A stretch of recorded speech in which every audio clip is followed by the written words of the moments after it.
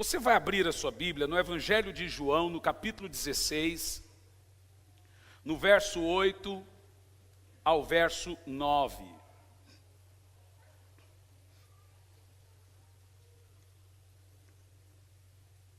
Olha, nós estamos tristes com duas situações. O Vivi e a Val... O Walter e a Vivi estão indo embora para Portugal. E a Marlene com a Vitória estão indo embora também para Irati. Né? Nós estamos assim, que Deus os abençoe tremendamente, mas a gente fica muito triste, tá bom? Vai que até a última ainda, né? Meu Deus, que Deus prospere o Brasil para esse povo parar de ir embora, irmãos. Gente, eu acho que nós vamos abrir uma igreja lá fora só com o povo que vai embora. Na sua casa, né? Lá na sua casa. Eu vou estar pregando em Irati agora, na Alcance. Nós temos uma igreja lá, Comunidade Alcance. Conhece o pastor Ney lá? Então vou indicar vocês lá, tá bom? Eu vou estar lá agora, mês de novembro, 3 dias. Eu quero falar hoje aqui sobre o Espírito da Graça. João capítulo 16, no versículo 8 ao 9, diz assim: E quando ele vier, convencerá o mundo do pecado, justiça e juízo. Próximo verso. Do pecado, porque a humanidade não crê em mim. Pode ir. Da justiça, porque eu vou para o Pai e vocês não me verão mais. E do juízo, porque o príncipe desse mundo já está condenado. Vamos orar a Deus. Senhor, fale conosco, que não seja eu quem fale, mas que seja o Teu Espírito falando aos nossos corações. Nos ensine, nos instrua, traga a graça do Senhor nesse lugar, é o que nós te pedimos, em nome de Jesus. Amém e graças a Deus. Meus queridos irmãos, algumas pessoas têm feito muitas perguntas a nós, especificamente no tempo da graça. Existe um grupo de irmãos que pensam que na graça não se confronta mais pecados. E nem deveria se confrontar, o que não é verdade. Existe uma coisa muito importante que você deve perceber sobre nós entendermos o que é a graça de Deus. E é esse ponto que eu quero instruir você nessa noite. A primeira coisa, nós percebemos que nós não pregamos contra pecadores. A lei identifica pecadores, a lei cuida de pecadores. Desculpa, a lei cuida de pecado. A lei identifica pecado, ela aponta pecado, ela traz pecado à memória. A graça cuida do pecador, ela nada tem a ver com o pecado. O papel da graça é ajudar você a vencer seus medos, a vencer o pecado, a vencer tudo que você tem na sua vida. A lei, ela tira de nós o pior, ela extrai o pior de nós. A lei não melhora ninguém, a lei piora as pessoas, a graça melhora. A lei condena os melhores de nós, a graça salva os piores de nós. Esse é um ponto muito importante. Nós não estamos aqui para confrontar ou para condenar pecadores. Nós estamos aqui para condenar pecado. Você entende o que eu estou falando? Quem entende, diga amém. Então eu sei que existem alguns pregadores da graça que são completamente avessos a confrontar, a pregar contra pecado e pregar arrependimento. Porém, eu só entendo a importância da graça de Deus depois de entender a seriedade e a severidade do pecado. Max Lucado, em seu livro Graça, diz o seguinte: não apreciaremos a graça até compreendermos quem somos. Você entendeu o que eu disse? Não apreciaremos a graça até entendermos quem somos. Isso é uma verdade tremenda. Em meu livro Arrependimento Profundo e Eficaz, eu abordo o tema terrível do pecado, suas consequências, o que ele faz, como ele destrói cada um. Então existem pregadores que são contrários a esse tipo de ensinamento e dizem que o confronto, de fato, ele vai deixar as pessoas mal e vai trazer a lei. Isso não é verdade. Escute bem. Toda pessoa deve se achar perdido para cair nos braços da graça. Enquanto você não se achar perdido ou pecador, você não vai clamar pela graça do Senhor. Enquanto você achar que está tudo bem, está tudo ótimo, você não vai precisar da graça. Só precisa de um Salvador quem precisa ser salvo, não é verdade? Quem se acha salvo não precisa de um Salvador. Nós precisamos entender que uma das orações mais poderosas da Bíblia é a oração de Pedro. Pedro, quando estava afundando, ele fez uma oração extremamente poderosa: Senhor, salva-me, que estou perecendo. Se todo mundo conseguir fazer essa oração com o desespero de Pedro, clamando por salvação, ele encontrará a salvação. O pecado é enganoso, é mentiroso, é monstruoso. Nós não devemos brincar com ele.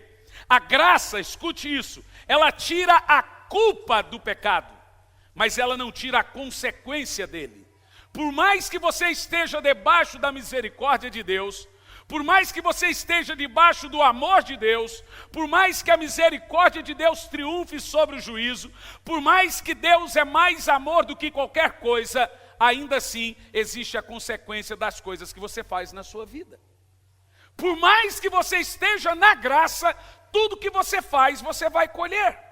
Então a graça tira a condenação, mas não tira a consequência. Quem está entendendo o que eu estou falando? Então as pessoas podem ter consequências graves, consequências leves ou consequências terríveis. Existe uma diferença do camarada ter uma consequência por um adultério e de alguém ter uma consequência por uma simples masturbação. A masturbação vai deixar você frio, vai deixar você angustiado, vai deixar você distante de Deus, você vai perder a vontade de orar, você vai perder a vontade de procurar a sua esposa. Essa é a consequência. Mas a consequência do adultério é a morte emocional e até mesmo a morte espiritual. Então o que me preocupa é o fato de alguns pregadores não ensinarem os alertas da graça concernente a viverem em uma vida de pecado. Escute isso, preste atenção.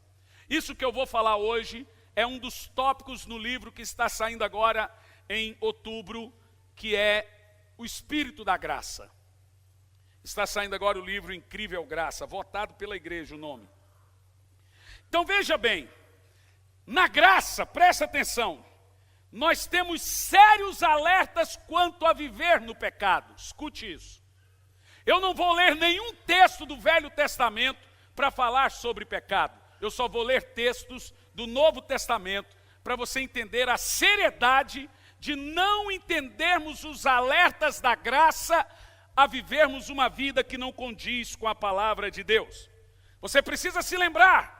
Foi na graça que um casal de obreiros morreram por mentirem a Pedro e ao Espírito Santo. Isso está registrado em Atos no capítulo 5, quando Ananias e Safira mentiram para Pedro e morreram. Foi na graça, não foi na lei. Quem está entendendo isso, diga amém.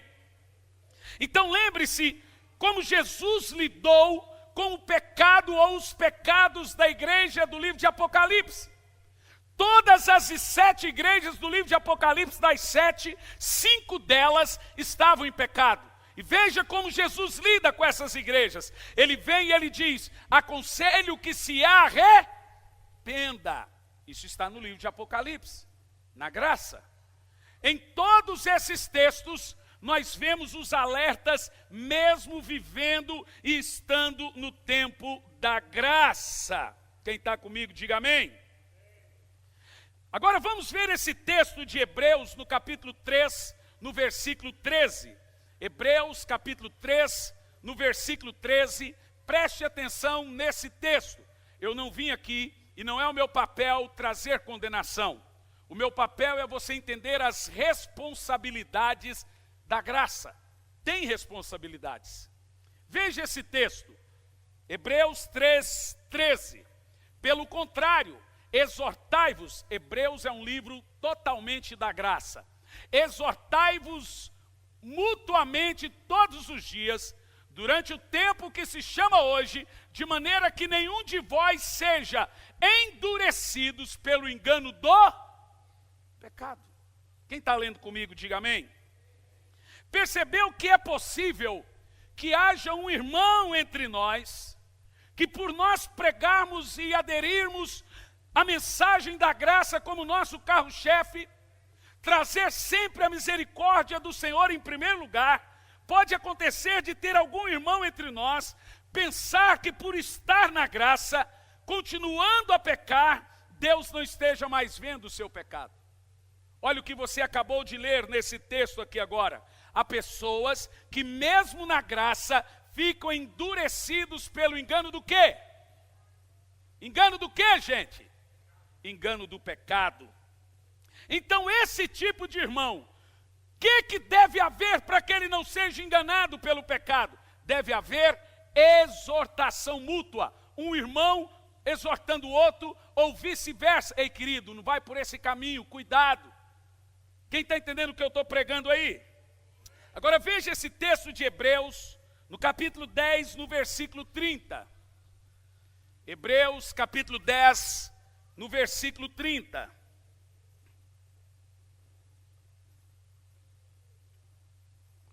Diz assim, ó. Porquanto nós o conhecemos, aquele que declarou. Hebreus, gente. A mim pertence a vingança. E em outro trecho diz, o Senhor julgará o seu povo. Não, olha, é a Bíblia que está dizendo isso. Não sou eu que estou dizendo. Veja agora o verso 39 desse mesmo capítulo. Verso 39. Nós, entretanto, presta atenção, não somos como aqueles que regridem para a perdição, mas sim dos que creem, e salvos avançamos. Você percebe que pecado é se retirar para a perdição, é regredir, é diminuir o senso de fé, é retrocesso, é recair, é viver um estilo de vida que não é a graça de Deus. Quem está comigo? Em Hebreus capítulo 12, no versículo 4, diz assim, ó.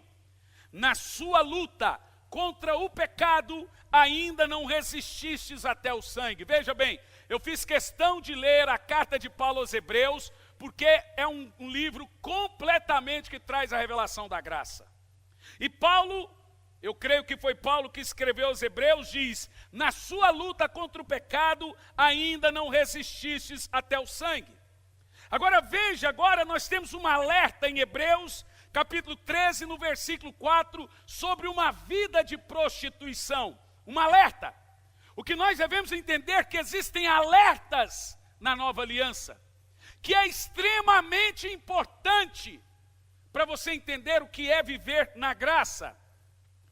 Digno de honra seja o casamento entre todas as testemunhas, bem como a pureza do leito conjugal. Portanto, Deus o quê? O quê? Os imorais e os adúlteros. Agora me responda uma coisa. Esses textos foram escritos na velha aliança ou na nova aliança? Foram escritos na lei ou na graça?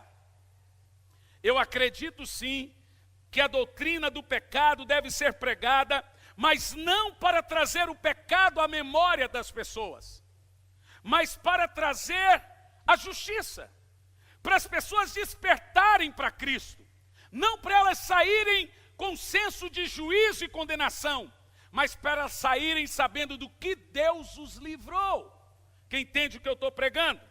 Mas os alertas da graça permanecem. Esses alertas não podem ser desprezados.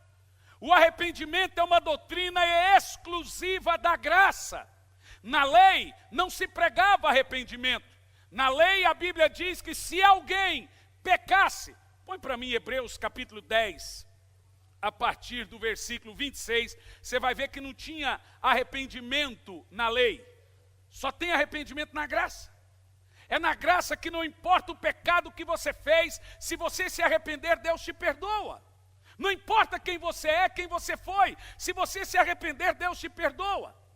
Preste atenção. Hebreus 10 e 26. Aquilo ali é título? É título. Lá vai de novo. Se vivermos deliberadamente em pecado, presta atenção, depois de termos recebido o pleno conhecimento da verdade, eu já preguei aqui, qual é a verdade? É a graça. Já não resta mais sacrifício pelos pecados. Veja que não está falando da lei, está falando da graça. Prossegue, próximo verso. Mas uma horrível expectativa de juízo e fogo ardente prestes a consumir todos os inimigos de Deus. Verso 28. Ora, presta atenção.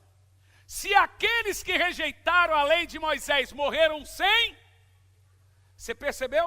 Você percebeu que não tinha misericórdia na lei? Se a pessoa foi pega em pecado, mesmo ela dizendo eu me arrependo, ela morreria. Diz aqui, ó, morreria sem misericórdia, mediante a palavra de acusação de 2 ou 3 testemunhas. Na lei, se alguém dissesse, mas alguém viu o que você fez, me traga 2 ou 3 testemunhas, ele morria sem misericórdia.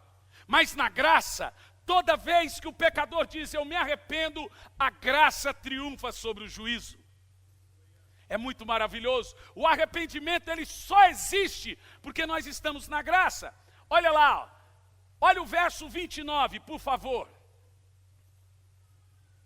Pode ir. Julgai vós, presta atenção, quanto maior castigo merecerá quem feriu os pés do Filho de Deus, profanou o sangue da aliança, pelo qual foi santificado, e insultou o Espírito da graça. Isso fala do tipo de gente que está na graça e agora começa a achar que porque está na graça ele pode fazer o que ele quer. Ele insulta o Espírito da graça. E para você entender o que é insultar o Espírito da graça, nós devemos entender que é notório que esse texto que nós lemos no início é um dos textos mais mal interpretados da Bíblia. Olha para mim, como se insulta o Espírito do amor de Deus? Como você insulta o Espírito do amor de Deus? Põe para mim Romanos 2, versículo 4, e você vai perceber que Deus traz misericórdia. E depois da misericórdia, a esperança é que haja arrependimento. Deus vem com amor primeiro, para ver se você abandona o erro. Olha esse texto, Romanos capítulo 2, no versículo 4. Ou porventura despreza a imensa riqueza da sua bondade. É aqui que é profanar o Espírito da graça. Tolerância e paciência. Presta atenção que no início do texto diz, despreza a bondade, despreza a tolerância, despreza a paciência. Não percebe, a pessoa não percebe que é a misericórdia de Deus que leva ao arrependimento. Você entendeu? Você percebeu que quando Deus é bondoso, que quando Deus é misericordioso, Ele espera que você mude. E aí quando a pessoa, Deus está dando bondade, Deus está dando misericórdia, Deus está dando amor e a pessoa continua resiliente ao pecado, Ele profana o sangue da aliança e destrói o Espírito da graça. Quem está comigo aqui? Quem está entendendo o que eu estou dizendo?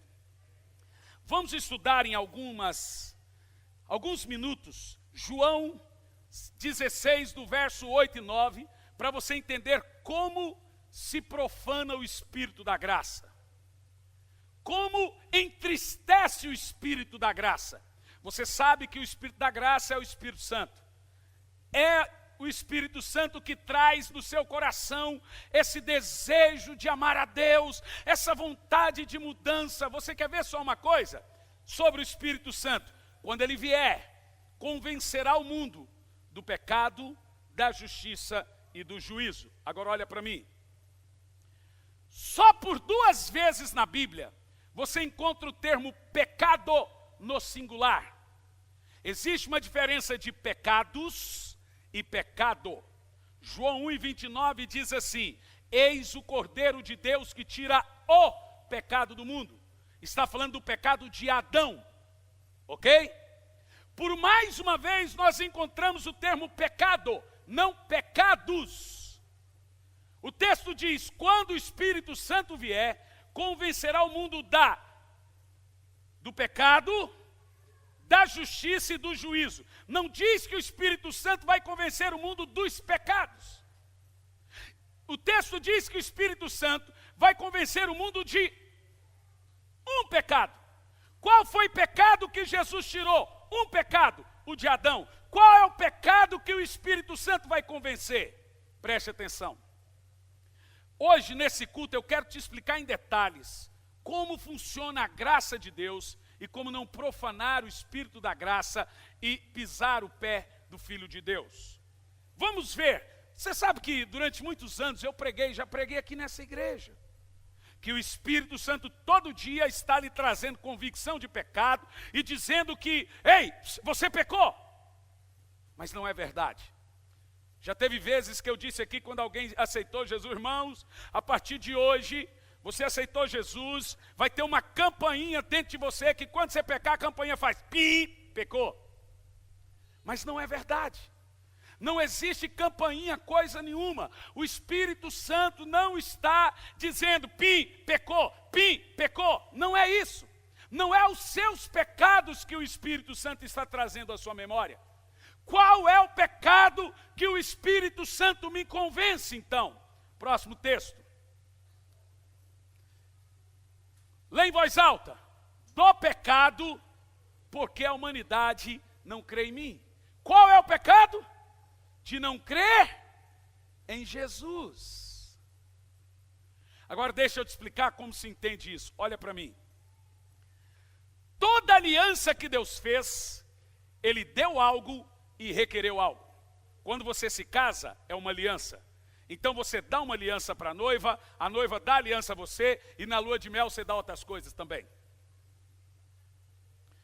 Isso é aliança, por isso que o casamento se dá de fato só na lua de mel. É uma troca, senão não consumou, ok? Casamento é uma troca de alianças. Por exemplo, quando Deus fez uma aliança com Adão, olha para mim, Deus disse assim: Adão, eu vou ser um pai para você. É a parte de Deus na aliança. Eu prometo que eu vou ser um pai para você. Qual é a parte de Adão? Deus disse: sua parte, Adão, é não comer da árvore que está no meio do jardim. A parte de Deus era ser um pai, a parte de Adão era não comer da árvore. Quem entendeu? Quando veio a lei de Moisés, em Deuteronômio 28, versículo 1, Deus começa assim: se vós obedecerdes todos os meus mandamentos e os guardares, eu os abençoarei com essas bênçãos. Então veja, a parte de Deus era abençoar toda a nação de Israel com um conjunto de bênçãos que está em Deuteronômio 28, 1. Bendito ao entrares, bendito ao saíres, virão por 7 caminhos fugirão, emprestarás a muita gente, porém tu não tomarás emprestado. Todo mundo sabe isso de cor. Ou seja, a parte de Deus era abençoar o povo de Israel. A parte do povo de Israel era cumprir os 10 mandamentos. O povo de Israel não cumpriu os 10 mandamentos, quebraram a aliança. Adão comeu da árvore do meio do jardim, quebrou a aliança. Quem está me ouvindo aqui? Agora nós estamos na graça. Eu estou pregando aqui constantemente para provar para você, não estamos mais na lei. É uma nova aliança. Ninguém tem que cumprir a lei para ser salvo. Toda a lei do Velho Testamento, você não precisa cumprir para ser salvo. No culto passado, uma irmã me perguntou: pastor, então eu posso adulterar? Por quê, irmã? Porque na lei disse que não pode adulterar. Como eu não preciso cumprir a lei, você precisa saber que na graça, quando você está na graça, existe um outro fundamento, é o fruto do Espírito. Eu quero ver alguém com o fruto do Espírito adulterar. Tenta. Eu quero ver alguém com o fruto do Espírito matar. Tenta. O fruto do Espírito é a obra de Cristo dentro de você, meu irmão. É Jesus crescendo e desenvolvendo dentro de você. Pastor, tem crente que adultera? Pode até ter. Aqueles que ainda não desenvolveram uma fé mais madura. São crentes? São. Vão vencer? Eu creio que sim. Quem entende o que eu estou falando? Agora escute isso. Quando você entende esse fundamento, agora nós estamos numa nova aliança. O termo graça também é chamado de nova aliança. Nova aliança é mais uma aliança de Deus com o seu povo. Agora com a igreja. A parte de Deus com Adão era ser pai. A parte de Adão com Deus era não comer da árvore. Adão comeu da árvore e quebrou a aliança. A parte de Deus com Israel era os abençoar com toda aquela lista de bênção. A parte de Israel era cumprir os 10 mandamentos. Eles quebraram o mandamento, quebraram a aliança. Qual é a nossa parte na graça? Porque a parte de Deus na graça é o sangue de Jesus. É perdoar você de todos os seus pecados. É fazer com que não haja nenhuma condenação mais sobre você. É lhe dar o dom da justiça. Justiça é um dom de Deus dado a você para que você não seja condenado. Olha para mim e preste atenção.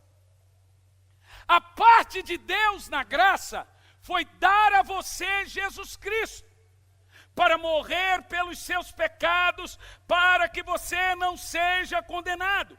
Qual é então a nossa responsabilidade?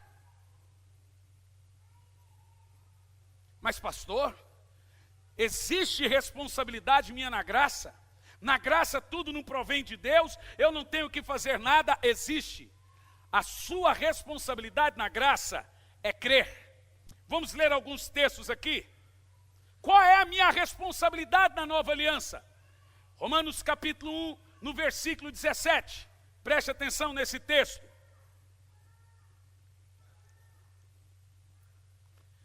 A parte de Deus foi verter o sangue de Jesus ao seu favor, salvar você, isso é graça. Qual é a sua parte? Romanos 1:17, olha lá. Visto que a justiça de Deus se revela no Evangelho, uma justiça que desde o princípio até o fim é fazendo. É o quê? É pela fé. Olha para mim aqui, ó. Israel tinha que fazer, a lei é fazer, a graça é crer. A parte nossa na graça é ter fé em Jesus, apenas isso. É crer em Cristo. Olha o texto, porque está escrito, o justo viverá da fé. Diga glória a Deus. Gálatas capítulo 3, no versículo 8. Esse texto aqui é maravilhoso, eu preguei ele na terça passada e foi empolgante. Gálatas 3, no versículo 8, você vai ver que a graça sempre foi o plano original de Deus. Diz assim, ó, e a Escritura, prevendo que Deus iria justificar os não-judeus pela fé. Olha para mim. A aliança de Deus com Israel foi os 10 mandamentos. A aliança de Deus com você é a fé. Olha lá o texto. Prevendo a Escritura que Deus iria salvar, justificar os não-judeus pela fé. Não há mais lei, irmãos. A fé. A Bíblia diz que agora, depois da cruz, só permanece a fé, a esperança e o amor. Você sabe uma coisa que eu tenho percebido? Eu estou com meu celular cheio de testemunhos, um mais poderoso do que o outro. Gente que era viciada em pornografia, que agora venceu. E não foi pregando confronto, foi pregando a graça. gente que estava com lutas e vícios e etc. e venceram. Descobriram o amor de Deus. Deus disse: com bondade te busquei, com misericórdia te atraí. Preste atenção. Eu percebi que as pessoas têm mais medo do amor de Deus do que da justiça de Deus. As pessoas têm mais medo de serem amadas do que de qualquer outra coisa. Sabe por quê? Eu já descobri. Porque ninguém tem defesa contra o amor. Todo mundo tem defesa contra uma pessoa grossa, contra uma pessoa mal educada, contra um mentiroso. Você já sabe como reagir. Mas quando alguém vem com amor, quebra a sua defesa. Ninguém tem defesa. Veja, como alguém pode decidir viver em pecado contra um Deus tão amoroso? Irmão, de coração, eu não acredito que tem um crente salvo que diz assim: eu agora estou na graça, vou pecar do jeito que eu quiser. Eu não acredito. Eu não acredito nisso. Eu acredito que tem gente que ainda não venceu os seus pecados, e pela fé que eu coloco, eu creio que o amor de Deus vai confrontá-los com tanta bondade que eles vão cair em si e entender e vencer. Eu exerço fé para isso, mas eu não creio que tem gente que fala assim: Deus me ama, então eu vou fazer o que eu quiser. O texto diz, prevendo a Escritura, que Deus iria salvar você pela fé. Não diz pela lei. Veja que a graça veio antes da lei. A graça sempre foi o plano original de Deus. O Deus da lei, aquele Deus que pune, aquele Deus que julga, ele julgava porque eles descumpriam a lei. Mas Deus sempre foi bondoso, Deus sempre foi amoroso, Deus sempre foi misericordioso. O amor de Deus transcendeu em toda a Escritura. Eu estou estudando a Bíblia toda pela 38ª vez. Eu vou te dizer uma coisa. É impressionante como eu não vejo um Deus mau na Bíblia. Pastor, mas aquele Deus era o Deus da lei. E por que que o Deus da lei é mau? Porque toda vez que o homem descumpria a lei, ele irritava Deus. Eles estavam na lei, mas o Deus da Bíblia é o Deus da graça, é o Deus da misericórdia. Ele diz: com bondade te busquei, com misericórdia te atraí. Deixe-me te dizer, se eu fosse o diabo, o que não sou, eu iria amar, levar pessoas para uma igreja onde o pastor enchesse elas de condenação e juízo, porque a lei repele as pessoas.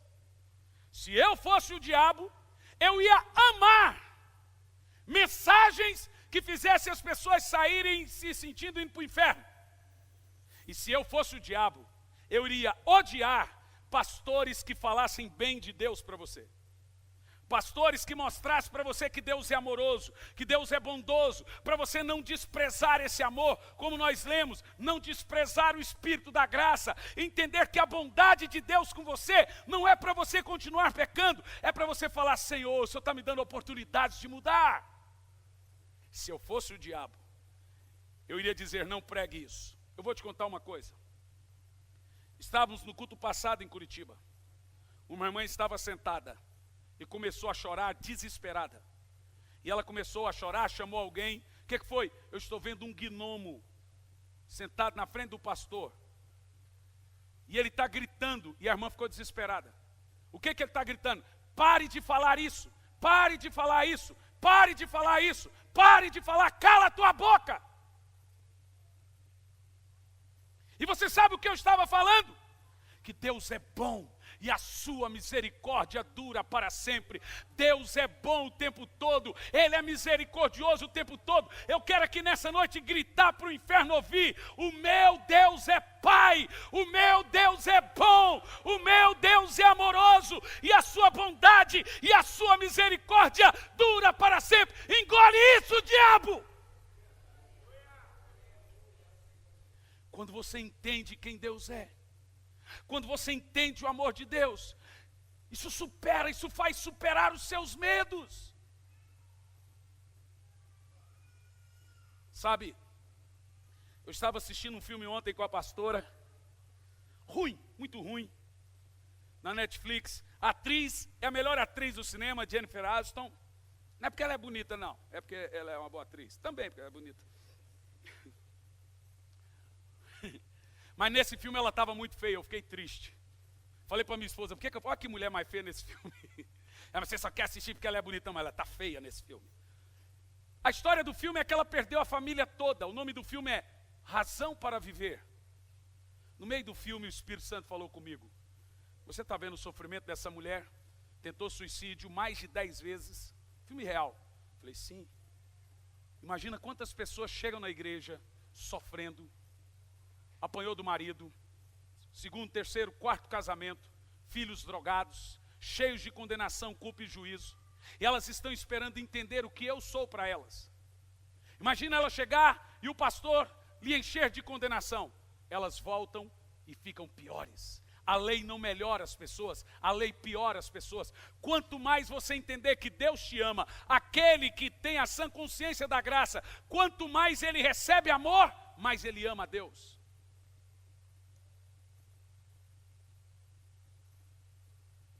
Esse é o Espírito da graça. O Espírito da graça não é fazer você pecar. É fazer você deixar de pecar. Mas ele não faz isso lhe condenando. Ele não faz isso lhe culpando. Ele faz isso lhe dando amor, graça e misericórdia, a ponto de o pecado perder o domínio. Romanos capítulo 6, versículo 14. Não é você agora que vai lutar para não pecar. É o pecado que vai deixando você. Olha o que esse texto diz. Romanos 6 e 14. É isso que nós precisamos entender. Quem está na graça, peca menos, não peca mais. Veja só. Leia em voz alta.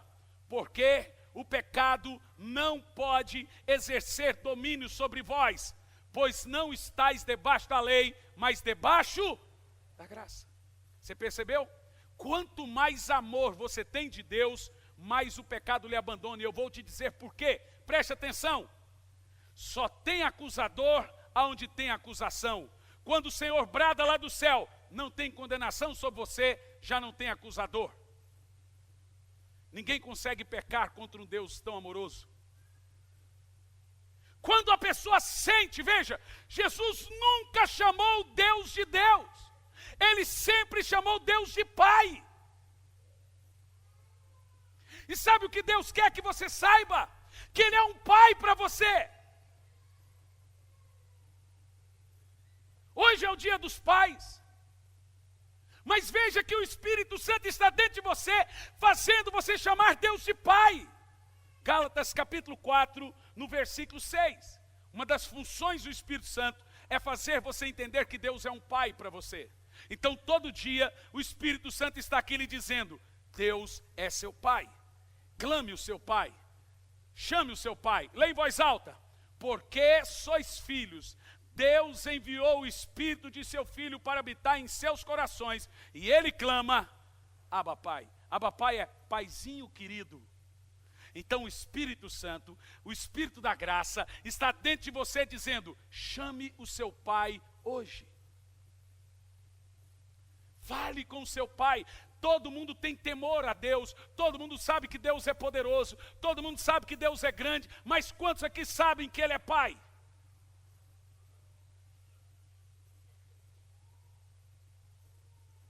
Quantos aqui sabem que Deus é um Pai bondoso e amoroso? Um Pai que não te abandona. Um Pai que não te deixa só. Isso deve servir para curar toda a sua angústia. Olha para mim, eu estou lhe dizendo que Deus é seu Pai. Isso é o bastante para lhe curar.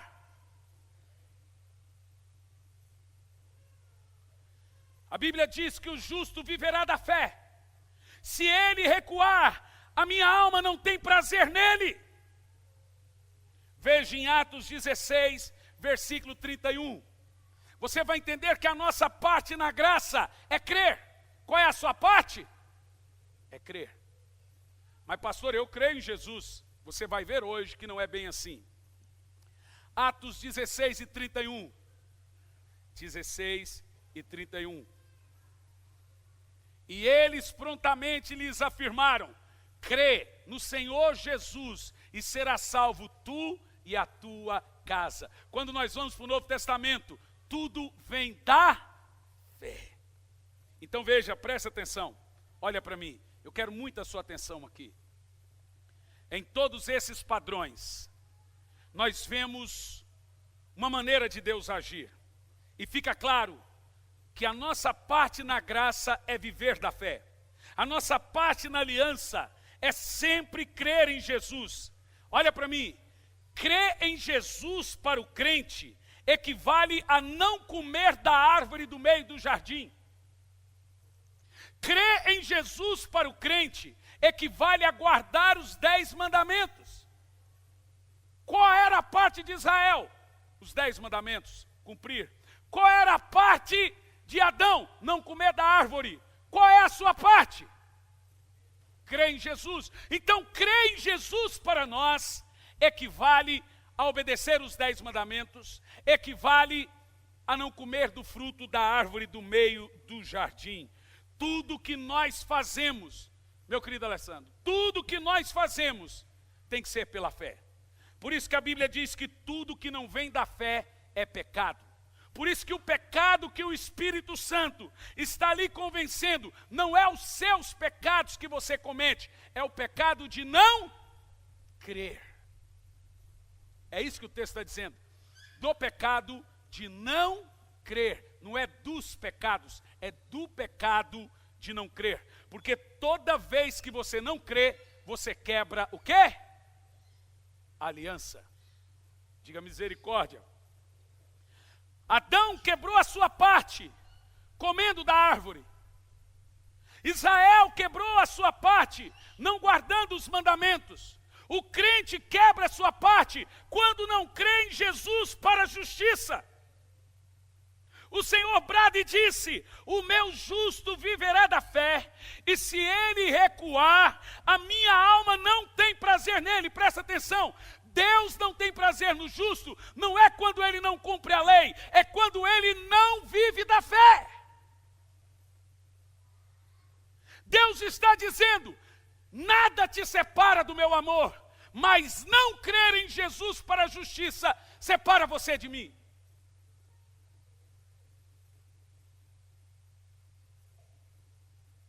Quando você não crê em Jesus, quando você não vive da fé, você quebra a sua aliança. Você cai da graça. Você quer ver esse texto?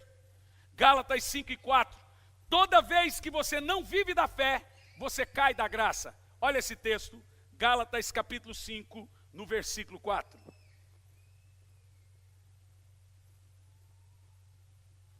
Leia em voz alta. Vós que vos justificais por meio da lei, ou seja, não é fé, é fazer, estáis separados de Cristo, caístes da graça.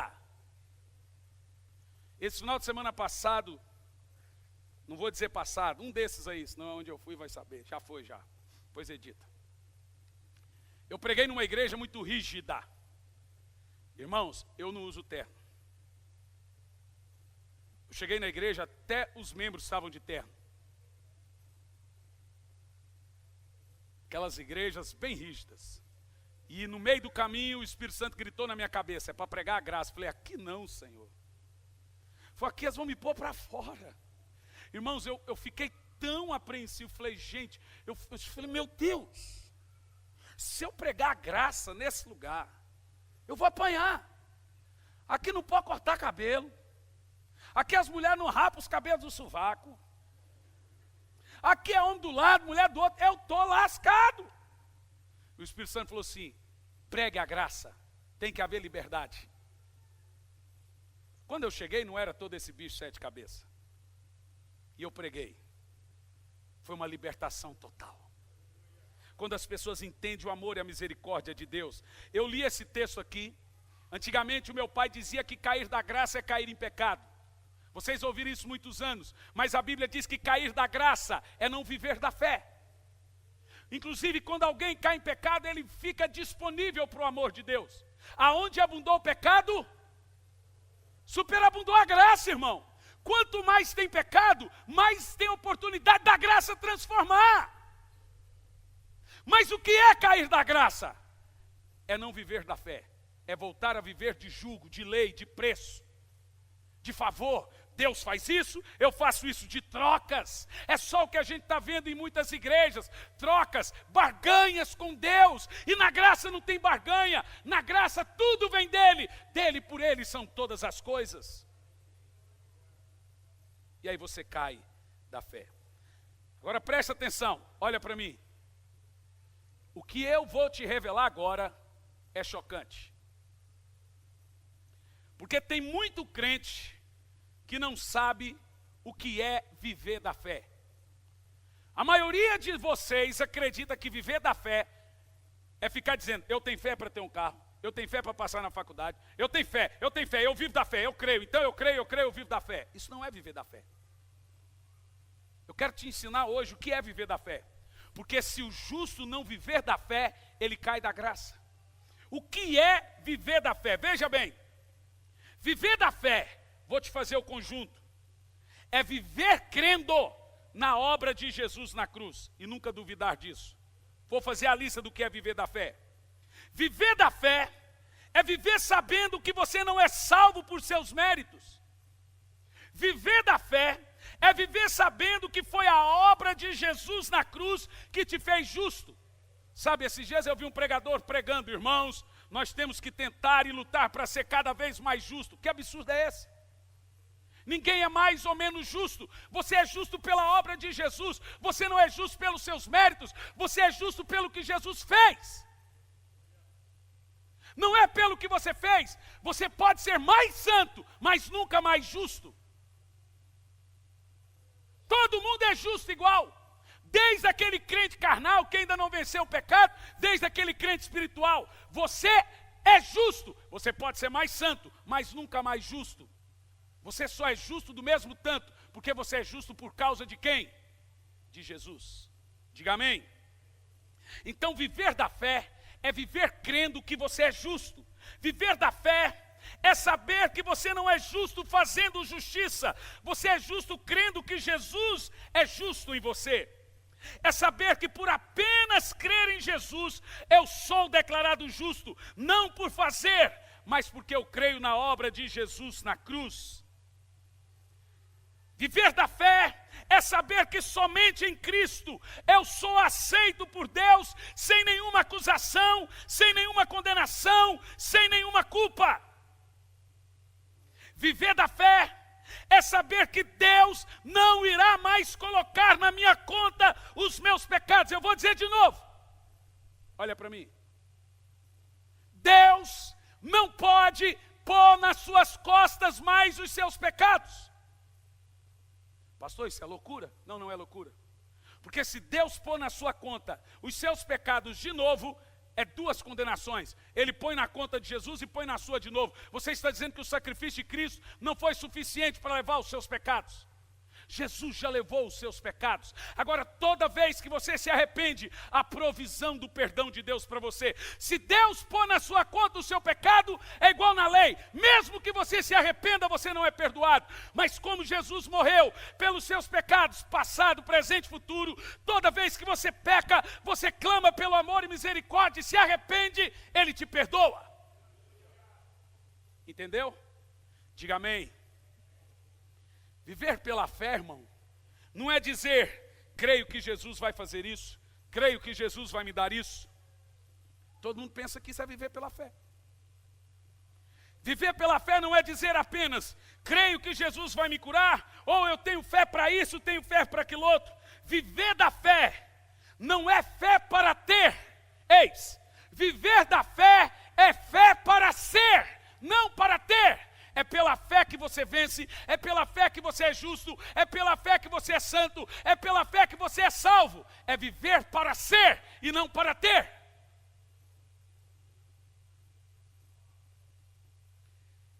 Ter fé para ter, irmão, é fé também. Se você não tiver fé, você não é curado. Mas viver da fé é vivendo, crendo na obra de Jesus, em tudo que Ele fez. É ter fé que em Jesus eu sou justo, mesmo sendo pecador, e agora Ele não pode colocar mais na minha conta os meus pecados. Será que você crê nisso? Pastor, é bom demais para ser verdade, mas você tem que crer nisso. Se você não crê nisso, você não vive da fé. Você vive da acusação. Eu lhes pergunto, você crê mais no seu advogado ou no seu acusador? Responda para mim. No seu advogado. Viver da fé é ter fé que em Jesus você é santo, mesmo sendo pecador. É ter fé que em Jesus você é salvo, mesmo o diabo dizendo que você não é salvo.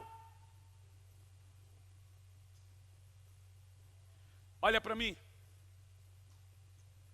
Toda vez que você duvidar disso, desse conjunto de coisas, que Jesus levou seus pecados, que não há mais acusação, que não há mais condenação, toda vez que o diabo vir sobre você, se aproveitar dos seus pecados para fazer você sucumbir, o Espírito Santo vai gritar e te lembrar de crer em Jesus. Diz: Ele me convence de crer em Jesus. Toda vez que o diabo vier e estiver lhe acusando, lhe condenando, você vai ouvir a voz do Espírito. Creia na cruz, creia que você é vencedor, creia que Ele levou sua condenação. Ei, não se esqueça, o sangue de Jesus está sobre você. Ei, não se esqueça, o diabo é acusador, mas eu sou advogado. Ei, não se esqueça, não há condenação. Volte a crer, volta para a cruz. Você é vencedor, você não é um derrotado. Isso é viver da fé. E toda vez que você estiver sucumbindo nessa fé, aparece o Espírito Santo para lhe convencer do pecado de não crer. Quem entendeu isso agora? Aumenta o retorno um pouco aqui para mim, eu já estou ficando rouco, vocês vão me matar hoje. Só o retorno, não precisa aumentar lá não, só o retorno. Às vezes para vocês aí tá bom, por causa do PA, mas para mim aqui eu não estou nem me ouvindo. Que aí você vê que a caixa está virada para vocês, aí vocês me ouvem, mas não está virado para mim, eu não me ouço. Aí eu fico surdo. Então só aumenta o retorno um pouquinho, por favor. Vai lá, querido. Qual é o papel do Espírito Santo, então? Presta atenção. Adão pecou quando quebrou a aliança, comeu da árvore. Israel pecou quando não cumpriu os mandamentos. Nós pecamos quando não cremos em Jesus para a justiça. Jesus é justo por tudo que Ele fez. Nós somos justos pela obra de Jesus. Não pela nossa, mas para dele. Então agora, toda vez que eu não creio nisso, eu quebro a aliança, eu peco. Quem está me entendendo agora? Creia no perdão, creia no amor, creia na bondade, creia na misericórdia, creia na graça, creia em Cristo. Isso é viver da fé. Diga amém. Não crer em Jesus, não crer na obra da cruz, é quebrar a aliança. Por isso que o Espírito da graça, que é o Espírito Santo, está me convencendo deste pecado, do pecado de não crer em Jesus. Glória a Deus. Meus amados irmãos, lembre-se de uma coisa: tenha fé em Jesus. Talvez você ainda não conseguiu ser quem Deus quer que você seja, mas Ele é o autor e consumador da nossa fé. Aquele que começou a boa obra vai cumprir. Você é a justiça de Deus, ainda que o diabo diga o contrário. Você é amado por Deus, ainda que o diabo diga o contrário. O Espírito Santo está em você, fazendo você se lembrar da justiça, do pecado e da justiça. Agora, toda vez que o diabo vier e disser mentiroso, o Espírito Santo diz justiça. A cruz de Cristo grita: você é indigno, mas é amado. Olha para mim, ninguém é digno. Um dos textos mais equivocados de hoje em dia é a ceia. Ultimamente a ceia do Senhor se tornou um culto fúnebre, porque há muita gente que mais sofre na ceia do que qualquer outro culto. As igrejas trazem mais condenação na ceia do que qualquer outro culto. Eu estava ouvindo um testemunho agora recente. A irmã foi pegar a ceia num culto aí numa igreja, aqui não. E na hora que o irmão foi dar o cálice caiu, derramou o suco. O irmão levantou do lado e disse, o anjo derrubou, está em pecado.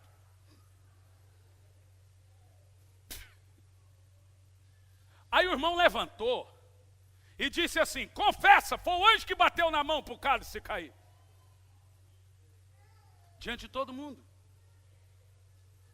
Aí na próxima ceia, estava ouvindo um pastor contando isso, gente. O povo, toda hora que ia entregar o cálice, ele já punha um pé para trás para segurar bem. Meu querido irmão, a Bíblia diz que ceia é um momento de alegria. Não é um lugar para você vir com culpa, com condenação, com pesar, por causa de uma interpretação completamente equivocada, onde alguns pastores pegam lá, quem toma da ceia indignamente. Pastor Samuel, põe esse texto para mim na tela, tomar da ceia, quero explicar ele. O faz para sua própria condenação. Tem igreja que quando vai disciplinar irmãos, proíbe ele de ficar 1 ano sem tomar da ceia. Não é, Francinaldo? Hein, Bel? Vocês sabem. E fala, o irmão está fora da comunhão. Quem é o pastor para tirar um membro da comunhão? Ele pode cortar esse irmão da videira? Então a ceia passou a ser um culto de condenação, de pesar. Aqui mesmo na nossa igreja, tem gente que é dia de ceia, ele não vem. E eu já falei, a minha vontade é de abrir a cabeça, pôr a Bíblia lá dentro, chacoalhar para ver se cai umas letras. Não, pastor, teve um que falou assim, né, eu briguei com a minha esposa, então como eu não sou hipócrita, eu nem vou tomar da ceia. Maravilha, maravilha, pela sua obra, pelo seu mérito. Você simplesmente não está crendo em Jesus para a justiça. Você está dizendo que realmente a sua briga com a sua mulher é maior do que o amor de Deus lá na cruz. Vamos lá. Do mesmo modo, depois de comer, ele tomou o cálice e declarou, esse cálice é a nova aliança. Fazei isso todas as vezes que beberdes em memória de mim. Prossegue o texto. Portanto, todas as vezes que comerem desse pão e beber desse cálice, proclamai a morte do Senhor até que ele venha. Pode continuar. Por esse motivo, quem comer o pão ou beber do cálice indignamente será culpado de pecar contra o corpo e o sangue do Senhor. Pastor, isso aí está muito claro. Eu quero que você preste atenção na palavra indignamente. Irmão, você é salvo, você é justo, Deus te ama, Ele vai te levar para o céu, ainda assim você é indigno. Até lá no céu, você é indigno. Você pode ser o que for, amado, salvo, transformado, mas para sempre você é indigno. Tem alguém aqui que é digno de tomar da ceia? Eu quero ver um crente que levanta a mão e diz, não pequei hoje, então eu posso tomar da ceia. Ninguém peca mais ou peca menos diante de Deus, todos pecam. Eu quero que se levante um salvo e diga, eu sou digno de tomar da ceia. O texto diz, indignamente. O texto é muito claro, obviamente ele não está falando dos seus pecados, ele está falando de maneira indigna. Não de pessoas indignas, porque todos somos indignos. É maneira e não pessoa. É uma maneira indigna e não uma pessoa indigna, porque todo mundo é indigno. Você pode orar, jejuar, se consagrar e ainda assim você é indigno. Você falou, eu vou jejuar para a ceia. É indigno. A ceia, diz a Bíblia, que não pode servir para condenação. Tem muita gente que não crê nisso e ele quebra a aliança. O que tem de igreja, meu Deus. Gente do céu. Na igreja do pai da Ruth. Na igreja do pai da Ruth, do pai do pastor Samuel, do sogro do Francisco. Na ceia esvaziava. Você ia falar com os irmãos, pastor, eu não consegui pedir perdão para alguém, eu não consegui fazer isso, a minha mulher, eu xinguei ela, então eu não sou hipócrita, eu não quero morrer culpado do corpo de Cristo, eu sou indigno. Na hora você fica cego, você fala, é verdade, irmão, é verdade. Mas quando você vai estudar a Bíblia e você percebe que todo mundo é indigno, você fala assim, epa, o que está acontecendo com a igreja? A Bíblia diz que por causa disso há muitos fracos, doentes e mortos. A ceia tem que servir para curar. A ceia tem que servir para fortalecer, não para trazer julgo, condenação e morte. Você tem que sair daqui mais forte. Igual orar em língua. Eu fui fazer uma conferência do Espírito Santo. Pastor, eu não oro em línguas porque eu estou em pecado. Irmão, vontade de bater. A Bíblia diz que o Espírito Santo foi dado que você é fraco, Pedro Bó. Não é porque você é forte, é porque você é fraco. É você que tem que orar em língua.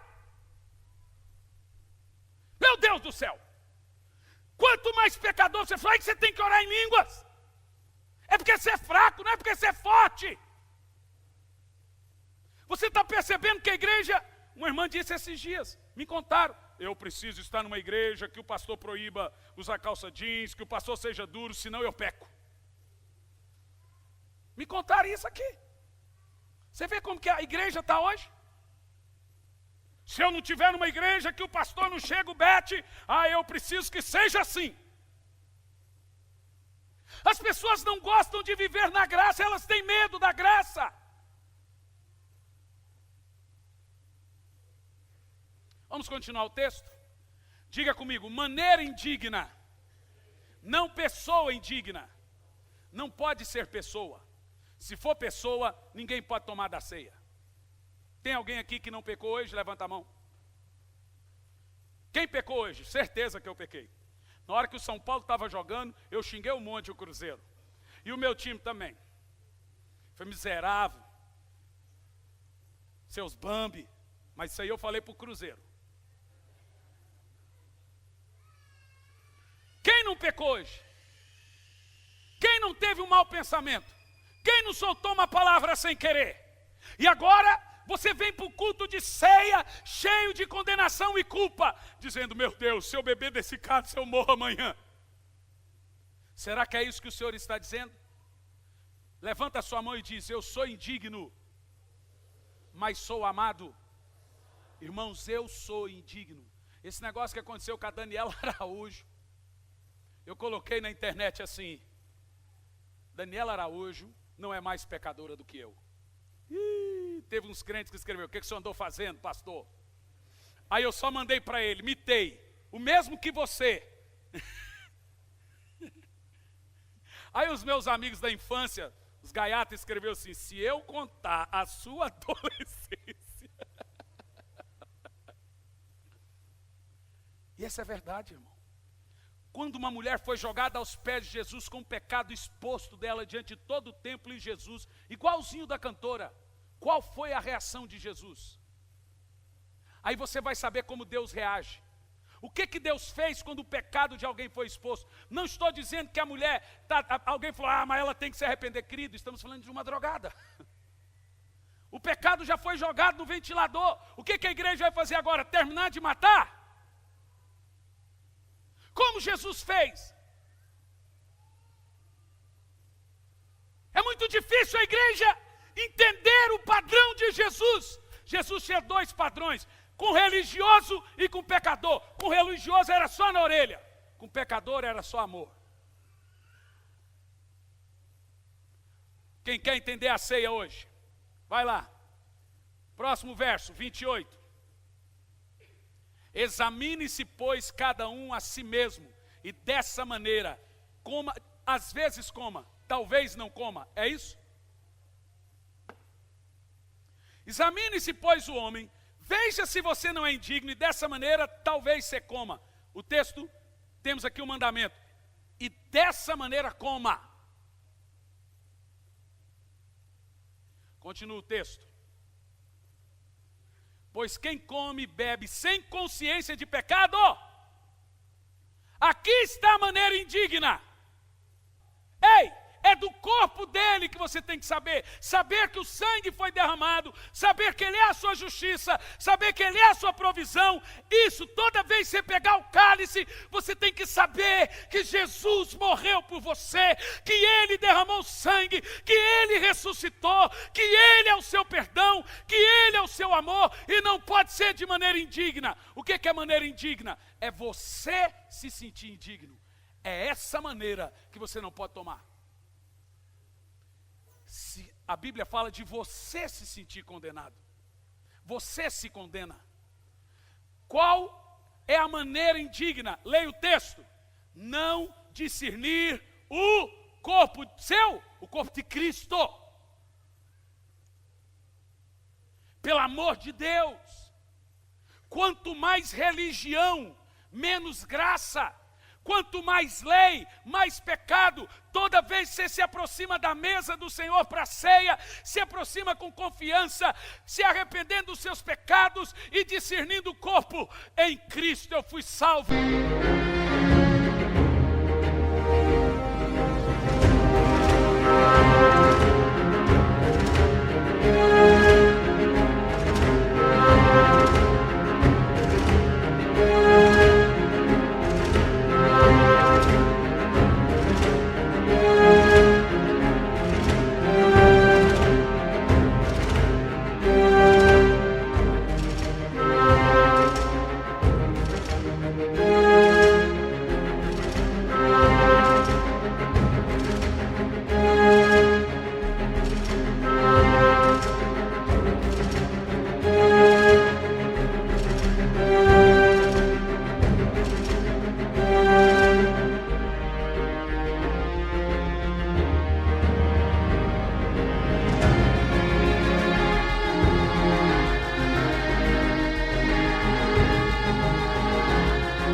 Em Cristo eu fui lavado, em Cristo eu sou remido, em Cristo eu sou perdoado, em Cristo eu sou santo, em Cristo eu sou vencedor. Isso é discernir o corpo. Agora, como que você não discerne o corpo? Não sei se eu posso tomar dessa ceia. Agora, para quem é a ceia? Olha para mim. Uma pessoa, escute bem, uma pessoa que insiste em participar da ceia e insiste numa vida de pecado, ela não discerniu o corpo. Entendeu? Porque se não vou discernir o corpo, é saber que ele é a sua justiça, saber que ele lhe perdoou, por que você insiste? Você está tomando de uma maneira indigna, não uma pessoa indigna, é maneira indigna, é uma forma indigna. O que eu faço? Não vou tomar? Irmão, crente peca, crente peca. Mas uma borboleta quando sai do casulo e voa, quando ela cai na lama, ela não volta a ser o casulo.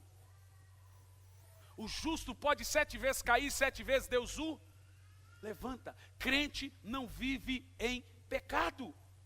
O Senhor sempre levanta ele para a justiça.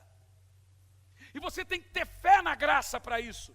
Pastor, ainda não consegui, mas você vai conseguir. Eu estou aqui para te animar, eu estou aqui para te dar fé que você vai conseguir.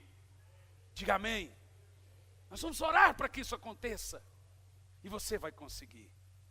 Você vai conseguir porque você é a justiça. O amor de Deus está sobre você. E não há mais condenação, não há mais culpa. Quando nós formos participar da ceia, não tome de maneira indigna. Creia que Jesus é a sua provisão. Ele derramou sangue e agora você é livre e não há mais culpa e não há mais condenação.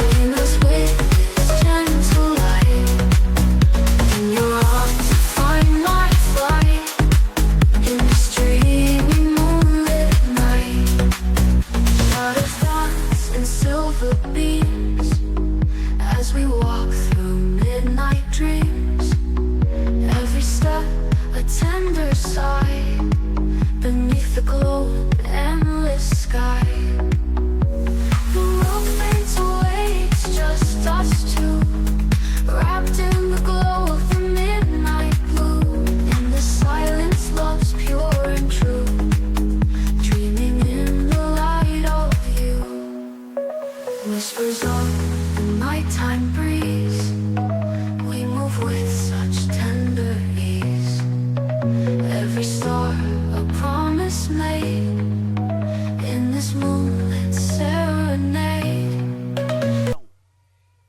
Você é digno em Cristo.